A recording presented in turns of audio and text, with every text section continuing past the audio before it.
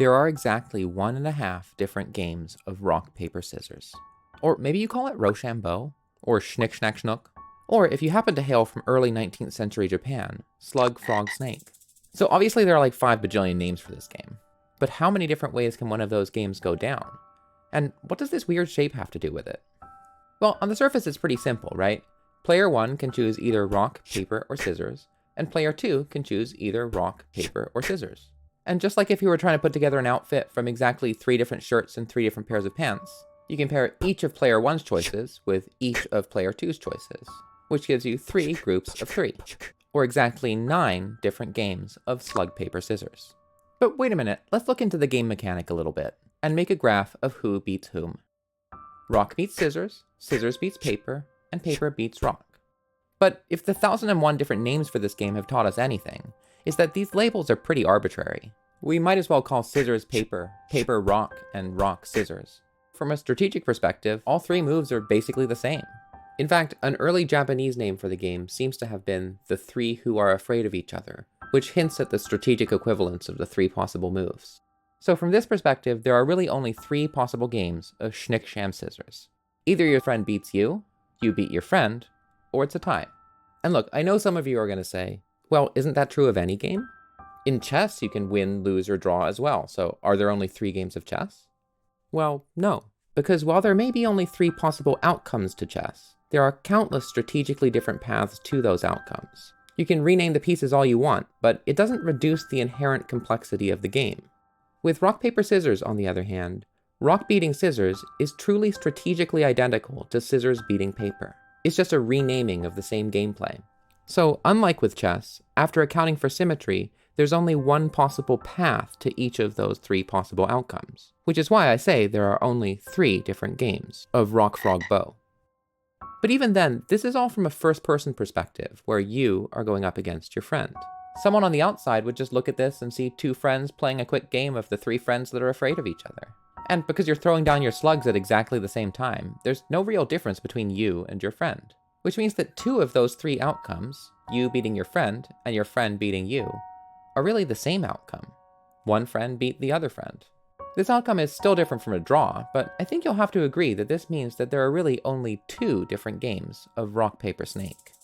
But didn't I say that there were 1.5? What kind of nonsense is that? Well, to start with, we have to acknowledge the fact that the game of Bibbidi Bobbidi Boo is generally used to decide something. Who gets to go to the bathroom first? Who gets to eat the last piece of cake? Who's most worthy of their parents' love and affection? And so, as a result, the game doesn't generally end with a tie. You just keep going. Which means that there are the following possible games.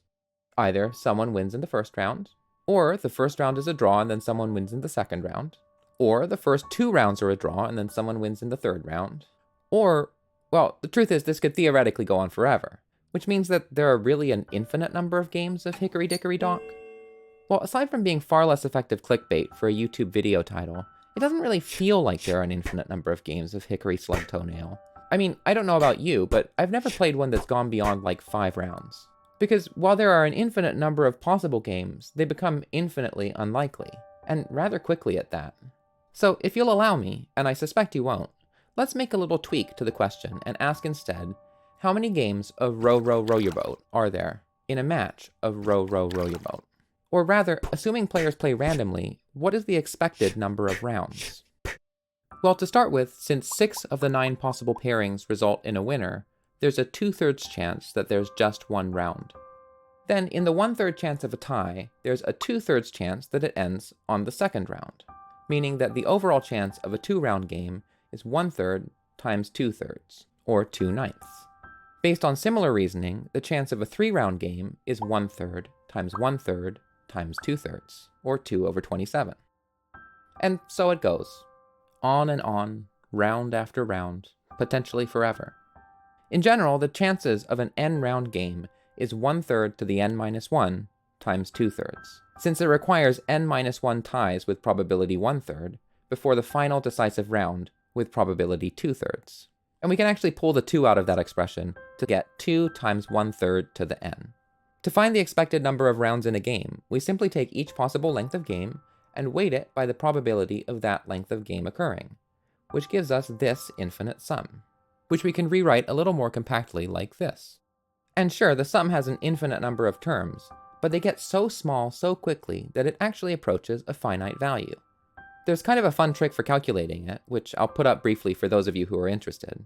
But anyway, once we do the math, the final result is 1.5. There are exactly 1.5 different games of in a match of.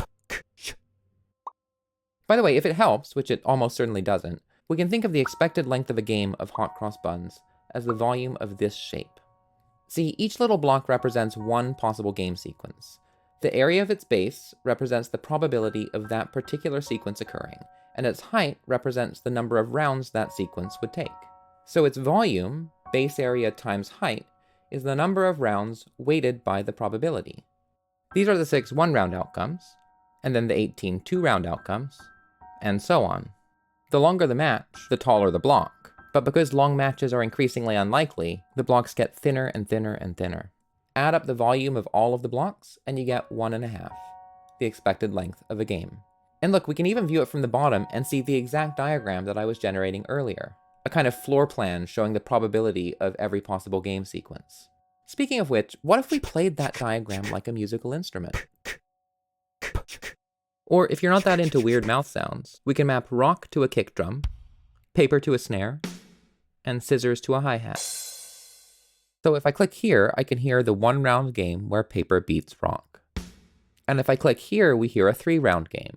Double paper, double rock, scissors beats paper. Every square of this fractal represents a round of a game, with the later rounds more and more deeply nested in the fractal. In each round, each layer of the fractal, the squares along the diagonal represent ties. So as we approach the diagonal of the fractal itself, we get longer and longer games. In fact, if we could click perfectly on the diagonal, we would get an infinitely long game, a never-ending sequence of draws. But of course, since that's infinitely unlikely, the diagonal is an infinitely thin target. Anyway, it's really fun to zoom deep into the fractal and play around with the patterns that emerge. In fact, that's how I made the background music for this video, mapping the moves to pitches on the piano instead of drums. If you want to know more, I actually made a whole video exploring this fractal drum machine. Because this channel is not just about enumerating children's games, it's about the intersection of math, coding, and music. So if you enjoy any or all of those 3 things, I hope you check out some of the other videos. Oh yeah, I almost forgot. I promised in the thumbnail to tell you the only way paper can win. It's if the other person eventually plays rock. That's just how the game works. I guess that part's not that interesting, actually. Oh, by the way, if you want a souvenir from this video, or from my series about tic-tac-toe, I started a little shop. It even contains some secret merch for videos that haven't come out yet. Ideal for the person who wants truly baffling apparel. Oh, and there's always my Patreon if you want to try that fractal drum machine out.